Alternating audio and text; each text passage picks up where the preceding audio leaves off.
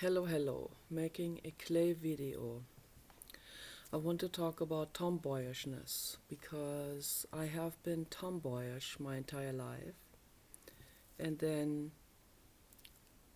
other people, in society, not in my society because I grew up in Germany, Western society, cosmopolitan, where the girls can wear anything they want to. They can dress like their dads if they want to, which I wanted to do. My dad was my role model. He wore chic 60s clothes in the 60s. And he wore white jeans, pants, and a white terry cloth jersey shirt. And they had those Nicky type of shirts, which matches my name. Like a jersey velvet, those kind of fabrics. I love those fabrics. I would love to work with that again today as a couturier. So they had amazing clothes in the 60s and 70s. Really, really, that's the fashion peak of all times. And I just loved the way my dad was dressed. And I wanted to look the same. I wanted to wear the same stuff. And so they got me a white jeans pants for a 2-year-old. And but my mother wanted me to wear those sailor dresses. And I did not want to wear the sailor dresses. I really put up a fight through a lot of temper tantrums. No, I want to look like Puppy. Puppy is the P-A-P-I, not spelled like the puppy dog. Puppy like Pops, from Pops. Papa. It's a German version of dad. Daddy is Papi. P-A-P-I.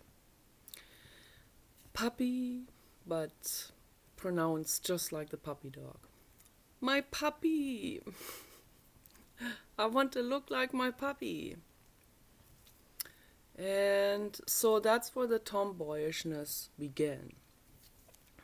And the father figure, was also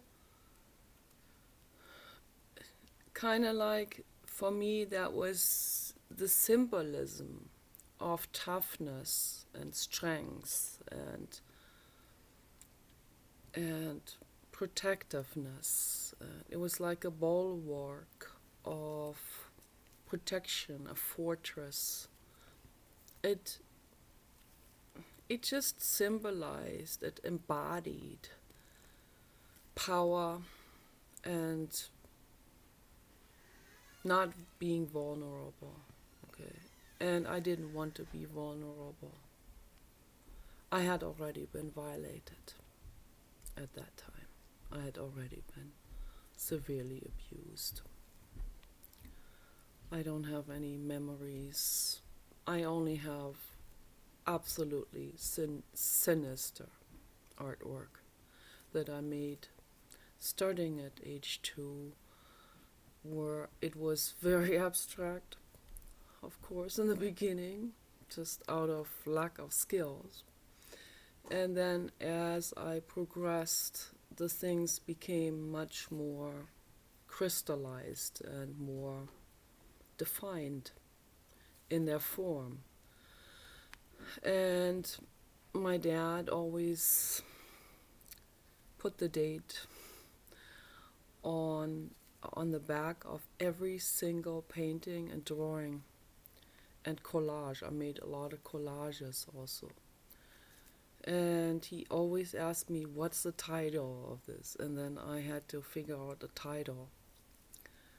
And sometimes I already knew what the title was. Like Woman with Evil Eyes, or Skull and girl being eaten alive by spiders, those kind of paintings. And I didn't see that anywhere. I wasn't even exposed to any kind of comic books which were popular at that time. I wasn't watching horror movies. They didn't let me see horror stuff at that age.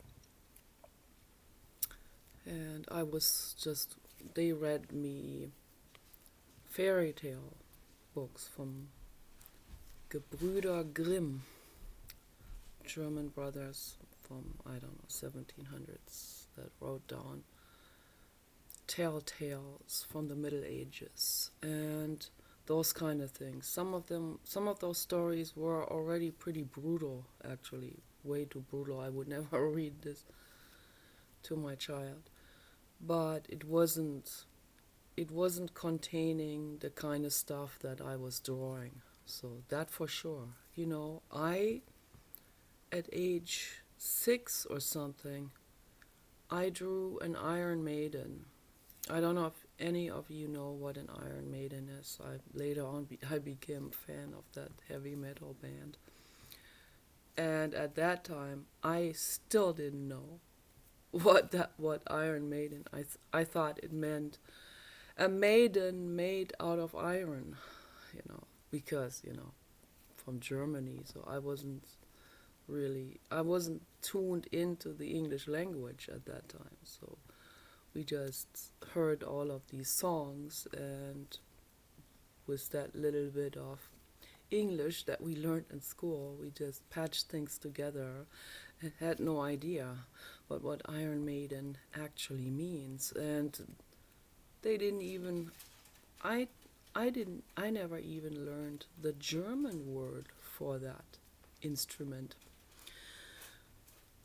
An Iron Maiden is a torture instrument from the Middle Ages. And I had never seen that anywhere, not at age 5 or 6. And I've drawn it many, many times, many times. I drew it and I painted it because it needed to. It's this thing that it's the pain that is just cooking inside, and it wants to come out, it wants to be heard. If we run away from it, then it just keeps knocking harder on the door, and it will interfere with our daily life. And it can also cause all kinds of trouble. It can cause people fetishes even. And there are fetishes in the world of people, and I know 100% that some of those fetishes that people have in the sadomaso world are actually coming from past lifetimes. And they're completely unconscious about it. They recreate this kind of shit. Some of these people have never even seen this, because most of those people don't even have any kind of historic knowledge. They're not historians. They haven't looked into this kind of stuff. Most of those people are even Christians, haven't even been educated on the horrors of Christianity. Okay, so because in all of these Christian schools and Christianity having infiltrated into governmental institutions and governmental schools, so naturally they all omit this kind of information. So most of them don't even know what was going on. And so what happens is they bring this kind of stuff with them from the past lifetimes into this one. And then they create horrific things because the stuff has never been released. It has never been cried out. The pain that's underneath psychologically is so massive. This is, again, a huge subject. I really need to talk about this for an hour. But I only have these 15 minutes itty-bitty video time. So I don't know what to do. Probably have to hook this up to the phone now so I can make longer videos.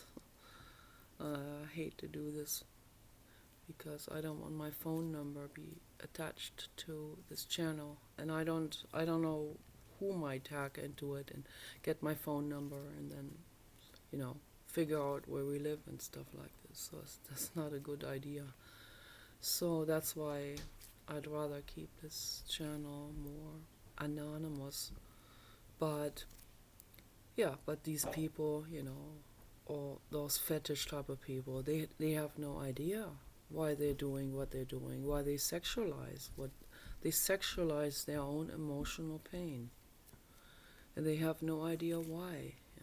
Why this is so unbelievably titillating to them. They have absolutely no clue, because it's pain that has not been resolved. So, and for me to paint something like this at such a young age,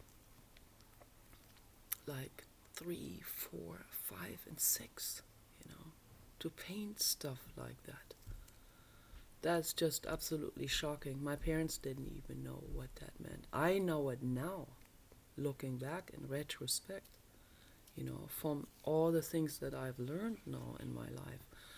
I had a long time now since then to learn about all of these things.